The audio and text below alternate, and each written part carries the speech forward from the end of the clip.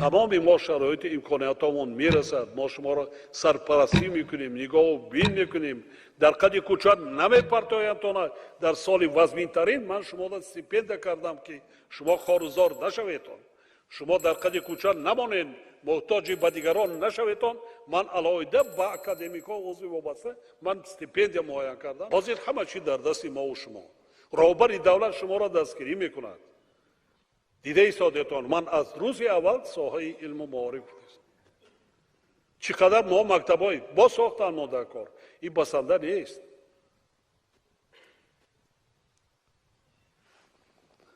اساسی من همین و ملاقات ما همین روزا همین است انا به بسیار حالت اهل زیای مملکت عالمان و دانشمندان دیده ای دانسته جواب نمیگوییم جواب قاطع نمیدیم یا میترسیم یا دروغ هستیم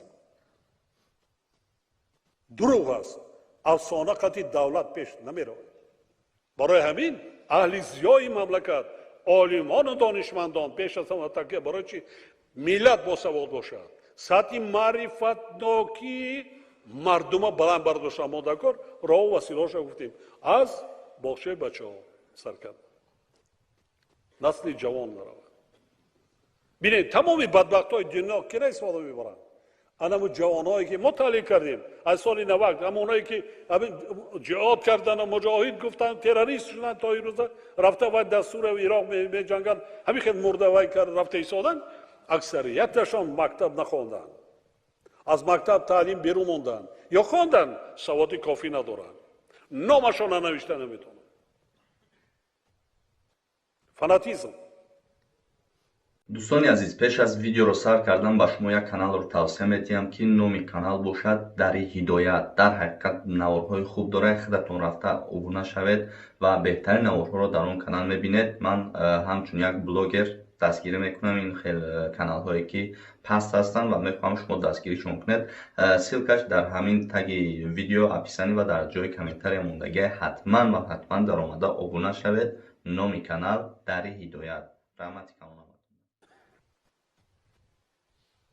علم مکتب در روبروی شهر نویاد در این ولایت ها هستیم در 2 سال آیات سال 30 سالگی پر ساحه معارف باید حل فصل کرده مدکر رئیس های شهر نویاد و ولایت ها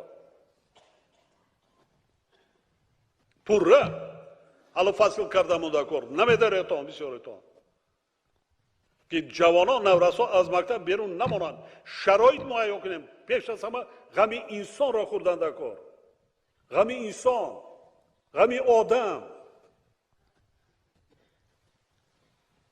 محترم پیشوای معظم ملت من یمینزاده زرینه اکرم دکانی فاکولتет مشترک دانشگاه دولتی پولسکی جمهوری بلاروس و دانشگاه تکنولوژی تاجیکستان هستم محض دستگیری عالمان جوان از جانب شما بود که سال 2019 برای اختراعات خویش کارکردی به پرتو ساحه ابریشم با مقصد حاصل کردن آهر برای آهرکنی رسمانهای تار پیش از بافت متا و اینچنین حاصل کردن رنگ کننده های نساجی از رستنی های محلی سزاوار جایزه دولتی به نام اسماعیل سامانی برای عالمان جوان در ساحه تکنیک و تکنولوژی گردیدم.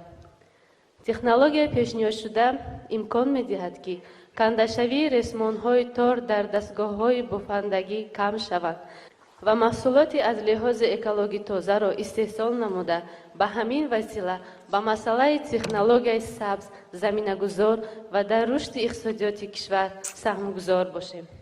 محترم جناب عالی تاکیدهای شما سری وقتی بوده با مقصد عملی شوی دستور و سپارش ها در راه مسئله های پیشنهاد شده اتان به خاطر پیوند عمیق علم با استحصالات پیشنهاد می نماییم که در زمینه کارخانه صنعتی استحصال نتیجه کارهای علمی دانشجویان دانشگاه تکنولوژی به راه مانده شود از جمله ترمینال اطلاعاتی سیاحی برای دسترسی فوری اخباری مفصل عاید به موضوعهای تاریخی، سیاحی و فراغتگاه‌های کشور.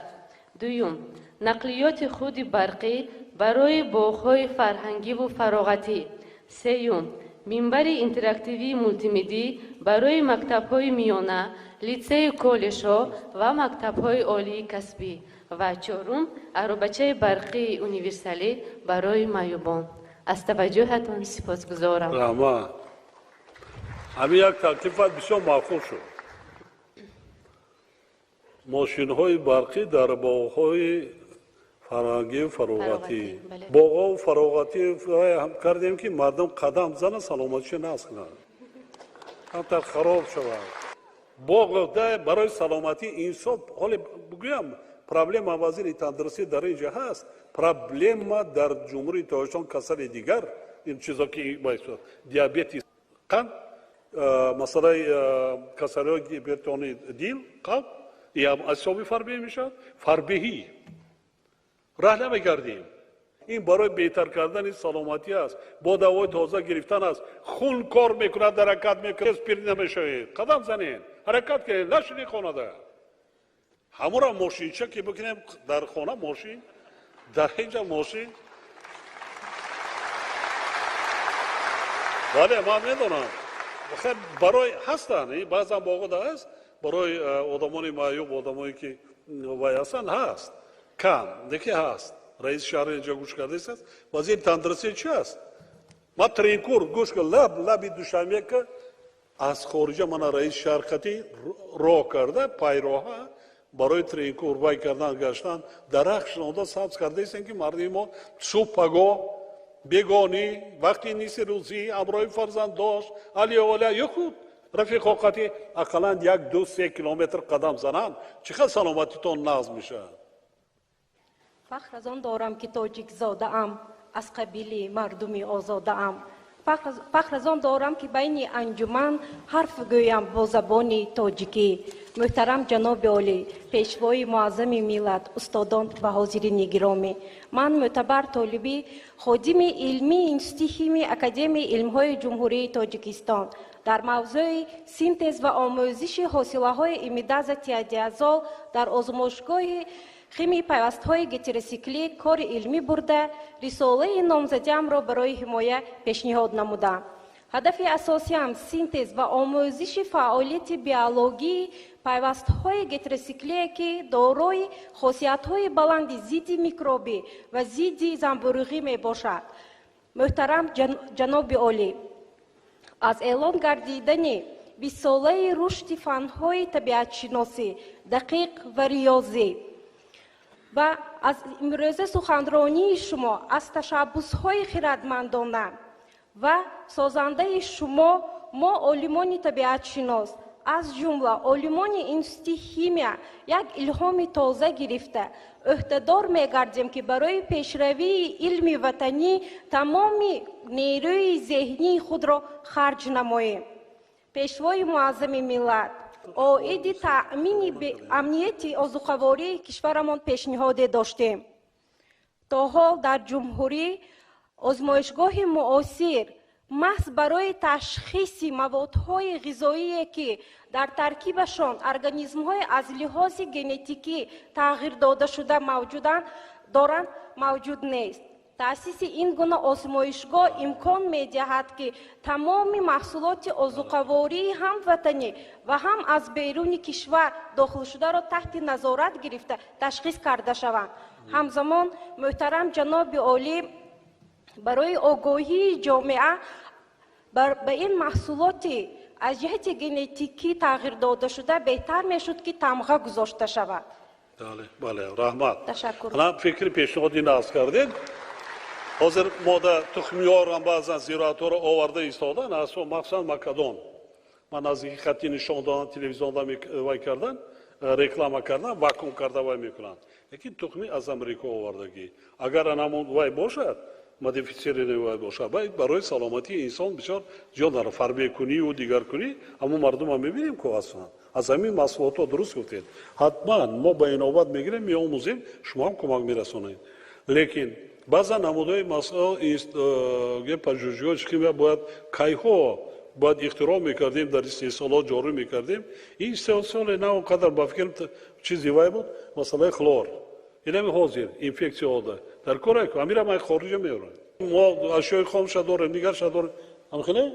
агар Хеле хато навозири. накунам, дар як шабонарӯз олимони институти химия истеҳсоли гипохлорити натриро ба роҳ омӯхтан модакор, баъд ҳамкорӣ дошта модакор бо дигар институтҳо, бо дигар давлатҳо, ҳамкорӣ байни олимон, байни пажӯҳишгоҳҳо бояд бошад. омӯзем.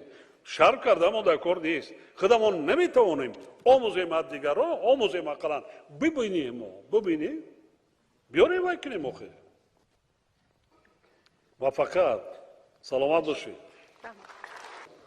ёрдам кунед, бонувора ёрдам кунед, дастгирӣ кунед. зеҳнашон бисёр пешрафта аст, зирак ҳастанд, чақон ҳастанд. ба илм бисёр ман ҳамин бонувор рӯзи бонувор гап задамдам, такрорам шавад. ҳатто ҷавондухтарони дар ноҳияи дурдасти кӯҳистон ба хондани омӯзиши илм, дониш бисёр завқи баланд доранд. бисёр. канали мо дар сомонаи YouTube ҳамнаво обуна шав ва аз видеоҳои нав бохабар бош.